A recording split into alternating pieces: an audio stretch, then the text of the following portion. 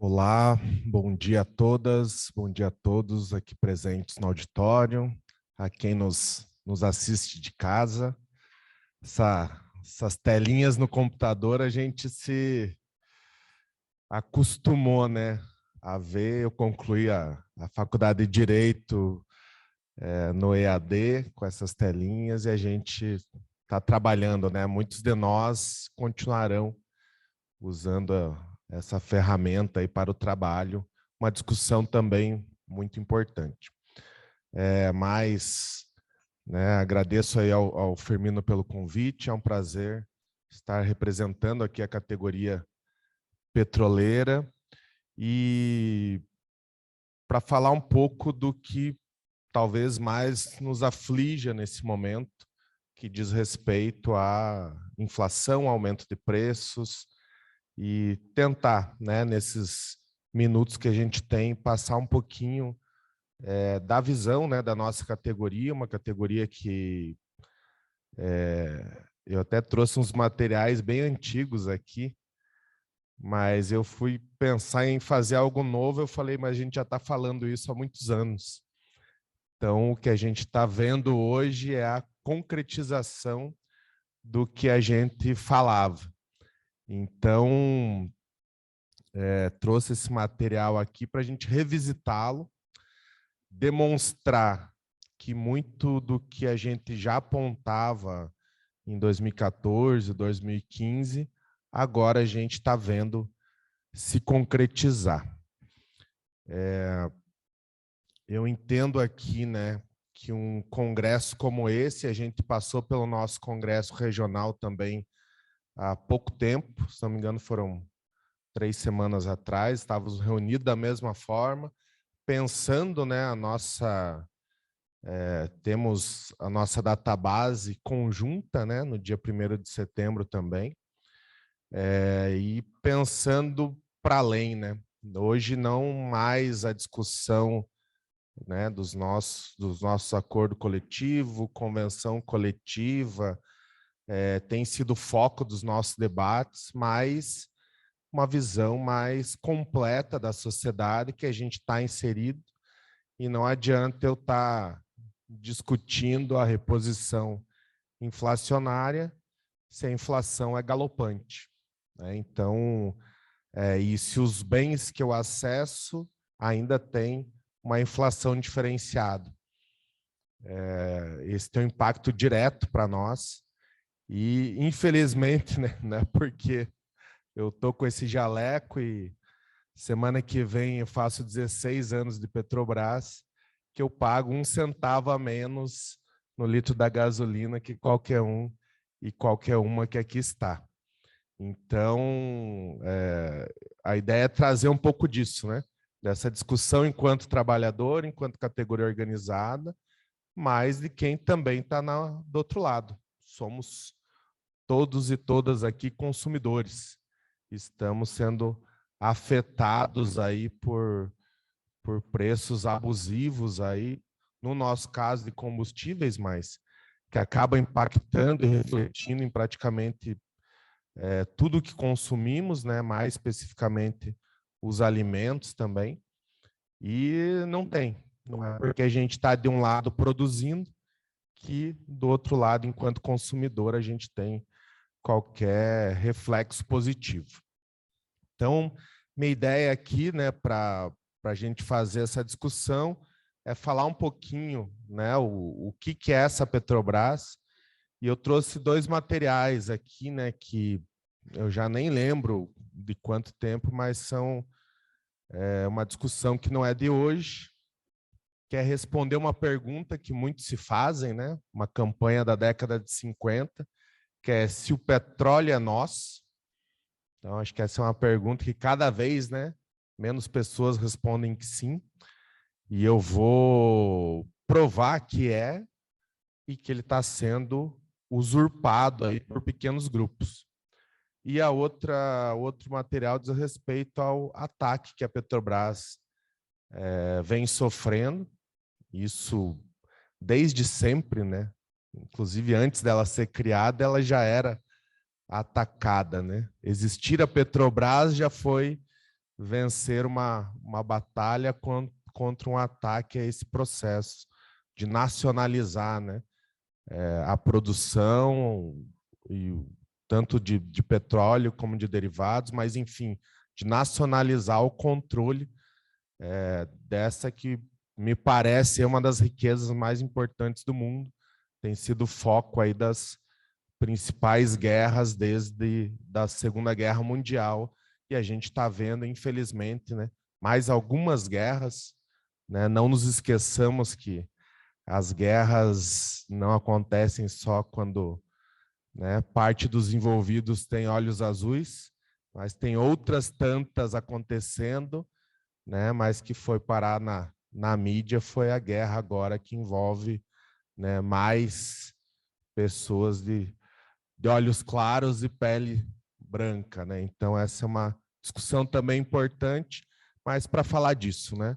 Todas as guerras praticamente têm o petróleo ou as suas rotas de transporte envolvidas. Para falar, deixa eu tomar um golinho de água.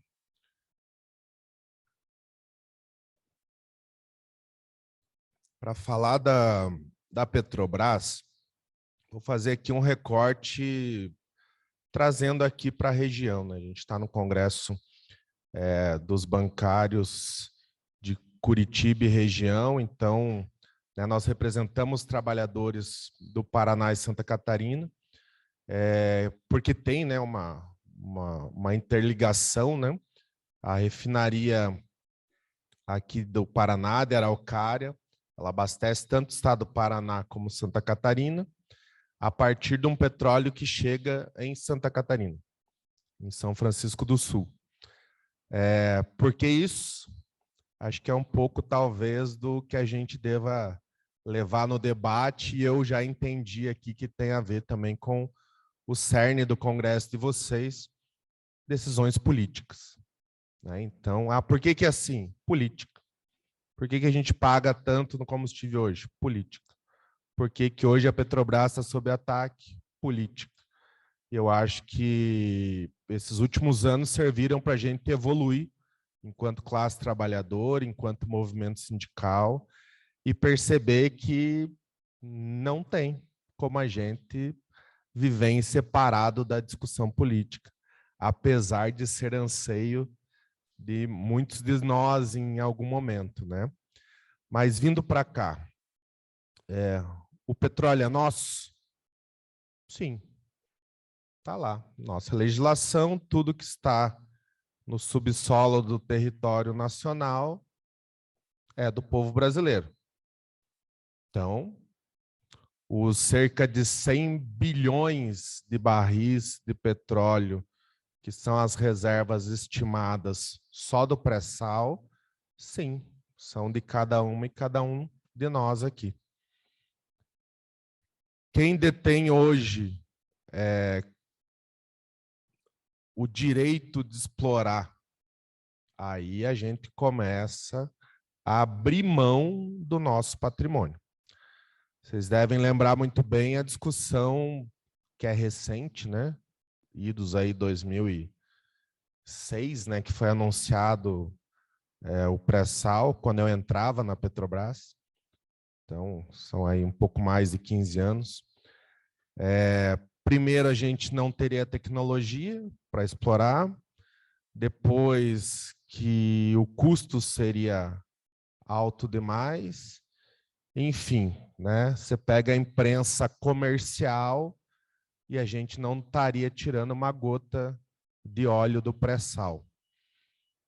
15 anos se passaram, 75% da produção nacional de petróleo vem do pré-sal, com o custo mais baixo de produção do mundo e com poços cuja produtividade é também a maior do mundo, com tecnologia desenvolvida por técnicos, engenheiros brasileiros que não tem igual no mundo, em que a gente, a última semana, batemos mais um recorde em profundidade de perfuração e retirada de petróleo. Você vai para a Arábia Saudita, que é o grande produtor, né? Tem a segunda maior reserva do mundo, fica atrás só da Venezuela, e eles cavam lá alguns metros de areia e tem petróleo. Nós vamos a 400 quilômetros da costa, lâmina d'água de 2 a 3 quilômetros, e perfuramos mais cerca de 7 quilômetros de rocha, depois de um sal na condição pastosa, mais um pouquinho e tiramos o óleo. Não existia essa tecnologia para fazer, nós, brasileiros e brasileiras, fizemos a tecnologia e hoje temos petróleo em abundância, a baixíssimo custo, produzido por brasileiros e brasileiras. Agora, nas discussões mais recentes, fala-se um petróleo de baixa qualidade. Outra coisa que a gente precisa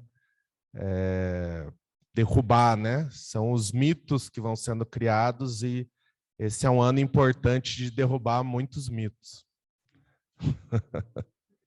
Se é que vocês me entendem. E do petróleo de baixa qualidade. Sim, a gente já tem algumas das nossas jazidas com petróleo de qualidade distinto. Não é o caso do pré-sal, que hoje responde por 75% da nossa produção. Então, nós temos um petróleo de baixíssimo custo, alta produção e boa qualidade.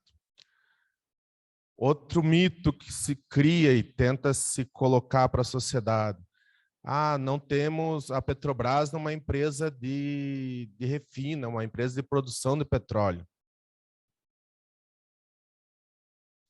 Petrobras, quando começa, a sua produção de petróleo era 0,00001% do que é de hoje. A Petrobras nasce como uma empresa de refino, importando petróleo, sim, principalmente do Oriente Médio, à época, né? Nossa refinaria privatizada da RLAM, né? Com mais de 60 anos aí refinando petróleo, eu vou falar um pouco disso. Mas é uma empresa que nasce refinando petróleo e produzindo derivados. Qual a missão dessa empresa? Produzir derivados de qualidade e entregar a todo o território nacional. O que muda depois de 2016 é a missão dessa empresa, que não é mais entregar derivados a todo o território com qualidade, mas monetizar cada vez mais os seus acionistas privados, principalmente, internacionais, principalmente. Mas aqui, seguindo ainda, né? Eu acho que a cadeia do petróleo, a gente não precisa entrar muito, basta olhar para um auditório como esse, para a estrutura que nos cerca. Vamos olhar desde a janela, né, a cortina, petróleo, bancos petróleo, câmera petróleo, garrafinha d'água petróleo, roupa da maioria de nós deve ter o petróleo, calçados, ar-condicionado, enfim. A indústria do petróleo com mais de 3.000 produtos que gera. É uma indústria petroquímica toda privatizada, já na década de 90. Então, hoje não existe petroquímica no Brasil que não seja privada. Para além disso, fertilizantes, uma discussão muito importante que a gente tem mais recente, em função, aí sim, especificamente da guerra Rússia e Ucrânia, pois a Rússia é nosso maior fornecedor de fertilizantes, o segundo maior, Bielorrússia. Ou seja, a mesma região ali entrega para nós aí cerca de 40% dos fertilizantes usados no país aí da maior agroindústria do mundo. onde a gente tem fábrica de fertilizantes, Araucária, do lado da refinaria, fechada criminosamente há 2 anos e 2 meses, né? Os nossos companheiros do Sindiquímica, né, representantes daqueles trabalhadores, hoje todos demitidos, estão direto 1.000 empregos, indiretos mais cerca de 3.000 perdidos, e com isso a nossa soberania alimentar. Hoje falta fertilizantes no Brasil, porque eu dependo das rotas de transporte e a própria vontade, né, de vender fertilizantes. Quem está acompanhando um pouquinho do que acontece lá, né, não só o fertilizante não está vindo, como na última semana a Rússia fechou a torneira de gás lá para algumas nações da Europa. Para quem não sabe, o maior produtor mundial de petróleo chama-se Rússia. Não tem as maiores reservas, mas é o maior produtor. Do outro lado, o maior consumidor chama-se Estados Unidos, e nós, o resto do mundo, estamos no meio dessa briga, sofrendo alguns impactos importantes. E, infelizmente, quem está lá na frente de batalha, perdendo vidas, casas, em função de uma disputa que é preponderantemente comercial. Então é importante a gente ter esse olhar também. A Petrobras em si, né, para quem ainda não conhece essa história, é uma estatal hoje de economia mista, a maior empresa brasileira há muito tempo já. Como eu já falei, né, mercado de petróleo, gás, energia e biocombustíveis, né, uma empresa que, inclusive, estava à frente do seu tempo na mudança energética para energias limpas e que, coincidentemente, depois do golpe, eu vou me ater isso a alguns minutos, muda completamente esse projeto. Fundado em 53 pelo presidente Getúlio Vargas, inclusive que dá nome à refinaria aqui do Paraná, né, e reconhecida aí pelo menos 3 vezes a melhor empresa do mundo na extração de petróleo em águas profundas. Na minha visão, continua sendo, né? Porque temos outras empresas, inclusive, que fazem isso há mais tempo, mas nenhuma avançou fronteiras tão rápido e com tanto êxito como a Petrobras, ou seja, para desmistificar qualquer coisa com relação à nossa capacidade. Capacidade, ninguém tem capacidade maior do que a Petrobras e seus técnicos, engenheiros e geólogos de encontrar petróleo e produzir petróleo de qualidade. Já falei aqui um pouco dos produtos, acho que só para citar mais alguns, né? Mas o asfalto, parte de lubrificantes, falei dos fertilizantes, né? E esse é um movimento muito recente, também, pós-golpe, também, governo Temer, de falar assim, não temos nada a ver com fertilizantes. Inclusive, né, eu que fiz o meu trabalho de conclusão de curso, analisando o voto do STF, que falava que poderia privatizar subsidiárias, a Carmen Lúcia, né, a ministra, Carmen Lúcia, fala que, não sei o porquê que isso aparece no voto dela, que a Petrobras não tem nada a ver com fertilizantes. A matéria-prima da Fafem sai da refinaria, que é um resíduo do refino de petróleo, o resto da sobra vai para a fábrica de fertilizantes e tira lá amônia e ureia, que são produtos essenciais.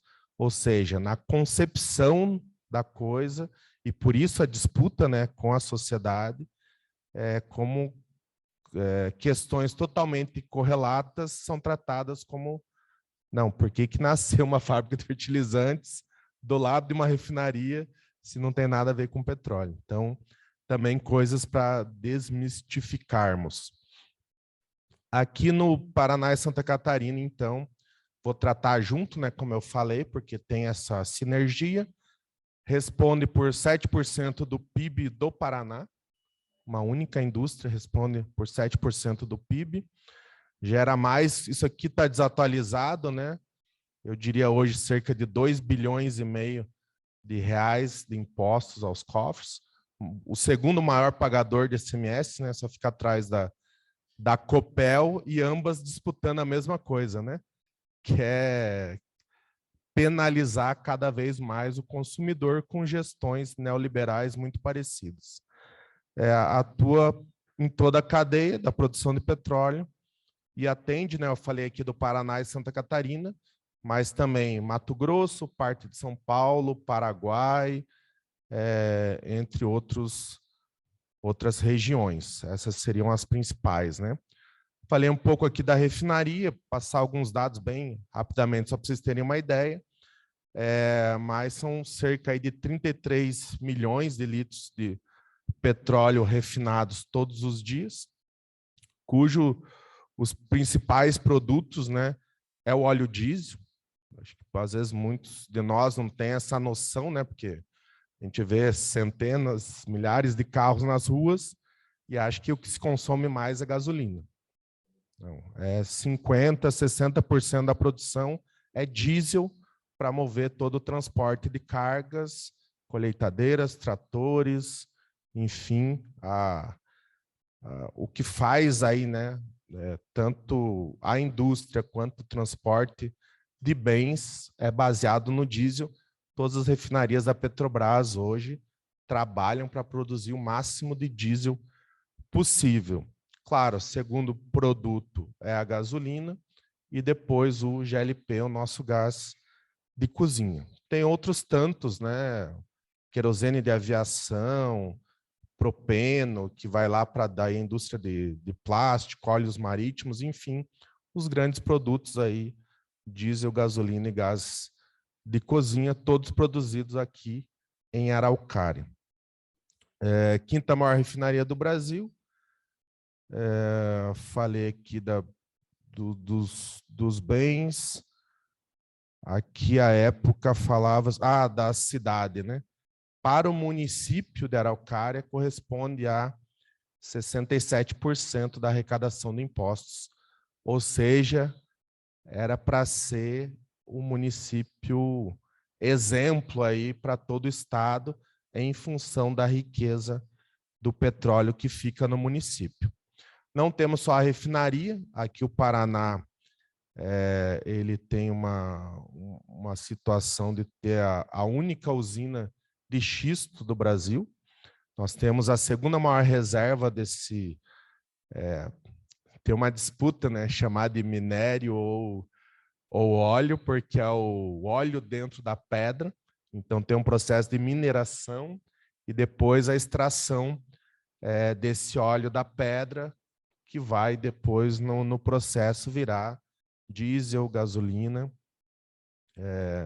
GLP. Alguns desses produtos voltam para refinaria para passar por alguns tratamentos. Então a gente tem essa segunda maior reserva de X, que vai ter um veio, né, de São Paulo, corta todo o Paraná e vai para Santa Catarina. Por que a exploração de São Mateus do Sul? É onde ele está mais próximo da superfície. Então, onde ele aflora, custo de mineração é menor. O projeto da década de 60 era que várias dessas usinas fossem sendo construídas ao longo desse veio, porque o custo de transporte, né, desse minério acaba sendo o maior custo dessa produção. Acaba que a gente, né, 50 anos depois, 70 anos depois, a gente tem uma única usina que foi ampliada, fica em São Mateus do Sul e que está em processo avançado de privatização. Para a gente falar também um pouquinho mais na sequência. Terminais de transporte, tem aqui em Paranaguá. Só para vocês terem ideia, né, a gente falava de fertilizantes até há pouco.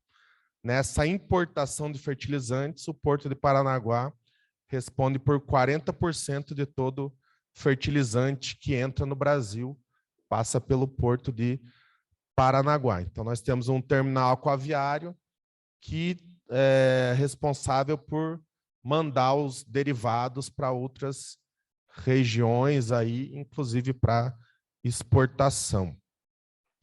Alguns terminais de Santa Catarina, vou citar aqui rapidamente, já falei aqui de São Francisco, cidade de Biguaçu, Guaramirim, Itajaí, que são terminais intermediários, porque tanto derivados correm por dutos até Florianópolis, como o petróleo, como eu disse, vem de São Francisco, exclusivamente por decisão política lá na década de 70, que no Paraná teria uma refinaria, Rio Grande do Sul tem uma refinaria, Santa Catarina, que não estava no projeto, para não ficar sem nada, ganhou um grande terminal, onde recebe todo os 33 milhões aí de litros de petróleo diário que são refinados aqui em Araucária. Entrando aqui, talvez, no que chame mais atenção, que é a discussão do preço, e talvez a discussão mais importante que todos nós podemos influenciar, impactar. Até a gente brincava no café, né? É culpa dos... Qual que é mais esse? Agora é culpa da guerra, né? É culpa da guerra, aí já foi culpa dos governadores, foi culpa do SMS, foi culpa do TST, do STF, foi culpa do PT, foi culpa da Lava Jato. Política. Isso aqui é uma decisão política. O que nós tínhamos anteriormente? Uma decisão política de ter uma estatal que, por exemplo, para o GLP, fazia uma política de esse é um produto essencial, inclusive está na discussão das eleições desse ano, que deveria estar na cesta básica, e com isso ter preços reduzidos. Para vocês terem ideia, entre 2002 e idos de 14, a gente teve, se não me engano, 3 ou 4 aumentos do GLP. De 16 para cá, que é a mudança do PPI, que eu vou explicar para vocês, já se somam aí centenas os aumentos. Então, o que acontece lá atrás, né? A missão da Petrobras: produzir petróleo, refinar, entregar derivados em todo o território nacional, garantir o abastecimento. A partir de 2016, para quem não entendeu, eu acho que assim, a questão do golpe me parece que não há mais discussão, né? Acho que a ONU deu o recado, né, o próprio STF, e o que acontece depois, para quem não percebeu isso naquele momento, tem tudo a ver com petróleo, tem tudo a ver com pré-sal, e não foi por acaso que a Petrobras estava no meio de toda essa discussão. O que muda os primeiros atos daquele Congresso pós-impeachment? Mudar a lei da partilha. O que é a lei da partilha? Quanto da riqueza do petróleo fica para o Estado. Então, você vai buscar no mundo a grande disputa. E a diferença, inclusive, entre você ser uma ditadura ou não, porque, para quem não sabe, né, a Arábia Saudita tem um monarca, né, tem um rei, e lá não tem ditadura. Mas na Venezuela, que tem eleições gerais, tem ditadura. Qual que é a diferença de um e do outro? Quanto que fica do petróleo para o Estado. Na Arábia Saudita, os Estados Unidos compra petróleo barato. Na Venezuela, queria vender um pouco mais caro. São as duas maiores reservas do mundo, né? A Venezuela tem cerca de 300 bilhões de barris. A Arábia Saudita, cerca de 270 bilhões de barris em suas reservas. Então, a diferença entre ditadura e democracia é de quem que você é amigo. Tanto é que agora, com a guerra da Rússia, de repente, a Venezuela começa a ser democrática de volta, e voltam as conversas, porque está faltando petróleo no mundo. Então, trazendo aqui de novo para o Brasil, o cerne da discussão e de tudo que houve, não tenho dúvida, é petróleo. Por quê?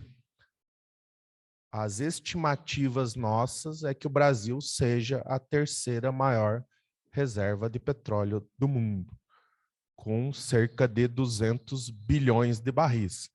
Quem está acompanhando a discussão está aí na TV todo dia, barril cerca de $100, o dólar cerca de R$5. Para vocês bancários e financiários, eu não vou precisar ficar fazendo essas contas, vocês têm ideia que a gente está falando de alguns trilhões. E esses trilhões, uma pequena fração dele financia toda a política, o lobby e muito do que a gente viu nesses últimos anos. Encaminhando aqui para concluir e para a gente fazer o debate, que é onde a gente pode enriquecer mais. Então, vem as mudanças, tanto de quanto fica para o Estado, essa é sem dúvida a maior disputa, porque isso impacta em lucro. Como eu disse, a produção tem um custo muito baixo. Então, o que vai dividir o lucro da exploração do petróleo é quanto fica para o Estado. Royalties, impostos, enfim, quanto fica para o Estado e o que a gente faz com isso.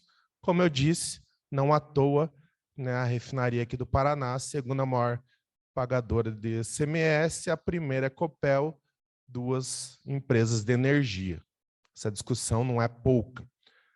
Para o preço dos combustíveis, PPI, preço de paridade de importação. Desde 2016, nós todos aqui compramos gasolina, pagamos lá o nosso pãozinho, leite, transportado por caminhões a diesel, que pagam preço paridade de importação. O que é isso? É como se o que a gente produz aqui no nosso litoral, o que refina aqui em Araucária, a poucos quilômetros da onde a gente está, fosse trazido de um porto dos Estados Unidos, da Europa, coloca todas as taxas alfandegárias, custo desse transporte, ele ser colocado aqui num porto, e isso atrelado ao preço do custo internacional. Então, às vezes fala assim, é o custo em dólar, é o custo internacional. Não. Preço paridade de importação é o custo internacional mais o somatório dos custos como se importando estivéssemos. Por que isso? Porque à época a gente tinha cerca de 40 importadores, a gente ainda não é autossuficiente em alguns produtos, tem que importar lá cerca de 5%, 8% do diesel, um valor parecido aí de gasolina, e esses importadores, com um lobby que não é pequeno, impuseram isso, óbvio que a gente sabe, né, com bastante dinheiro no Congresso Nacional. O que isso impacta? Independe que 95% desses produtos sejam feitos aqui, todos nós pagamos como se da Noruega, da Holanda, do Golfo do México estivéssemos importando esses derivados. O que acontece lá para cá? De cerca de 40 importadores, hoje já são mais de 300. E o lobby que aconteceu de lá para cá com isso, só aumenta, só aumenta. Para a gente ouvir coisas como, se mudar o PPI vai faltar produto, vamos ter desabastecimento. De 53 a 2016 não tinha PPI. Nunca, pelo menos não se tem história, né, a não ser ali década de 70, quando veio o pró-álcool, né, de perspectiva de falta de produto. Não ia ser agora com o pré-sal, né, produzindo uma vez e meia o que a gente consome. Então, basicamente, né, a pergunta que mais teve aqui, para baixar isso, concluo falando sobre isso. A mesma coisa que foi para implementar o PPI, uma decisão política do senhor Michel Temer e do presidente da Petrobras, à época, Castelo Branco. De lá para cá, Eu nem sei mais quanto chefe que eu já tive, porque ali não é fácil a coisa. Mas acabou de tomar posse semana passada, se não me engano, o 4º ou 5º presidente da Petrobras, porque, né, coloca um presidente que tem que mexer no preço dos combustíveis, mas sem ter autorização de mexer no tal do preço paridade de importação, que é o grande problema. Ou seja, como que muda isso? Como que baixa? Como que eu vou pagar menos de R$ 7,40, que é o preço na bomba aqui em Curitiba, mudando o preço paridade de importação, e como a gente fala, deixa os petroleiros, as petroleiras trabalharem, que os preços vão baixar. É isso. Obrigado.